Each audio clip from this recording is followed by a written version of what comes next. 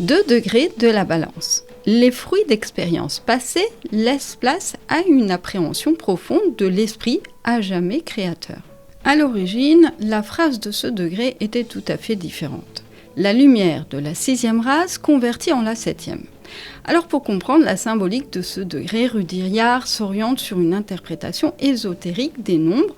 Le 6 et le 7 évoquent ici une continuité évolutive du développement humain sur le plan de la civilisation, mais aussi sur le plan créateur et spirituel.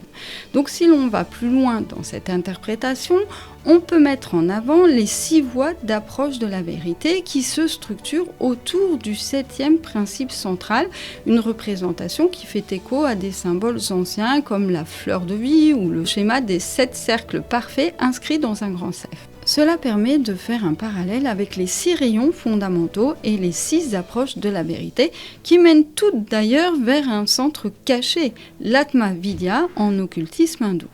Donc ce cercle central représente la vérité absolue au-delà de toute forme et manifestation. Il n'est pas accessible par l'analyse ou l'intellect, mais bien par une réalisation intérieure directe. Mais le nombre 6, c'est aussi celui du sceau de Salomon qui exprime le mouvement ascendant de la matière et le mouvement descendant de l'esprit. Et cette dynamique représente la concrétisation des efforts passés qui aboutit à une réalisation sénère de laquelle va apparaître la graine au 7e jour, version de l'immuabilité et de l'universalité. L'activité extérieure s'achève en 6 étapes.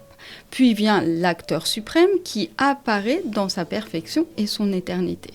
C'est la transition vers une conscience élargie où l'individu s'intègre dans une vision collective transcendée.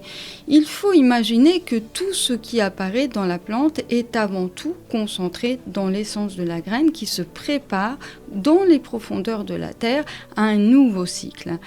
Quand le fruit se décompose, il libère la graine qui apparaît. C'est la 7e période qui devient la force créatrice.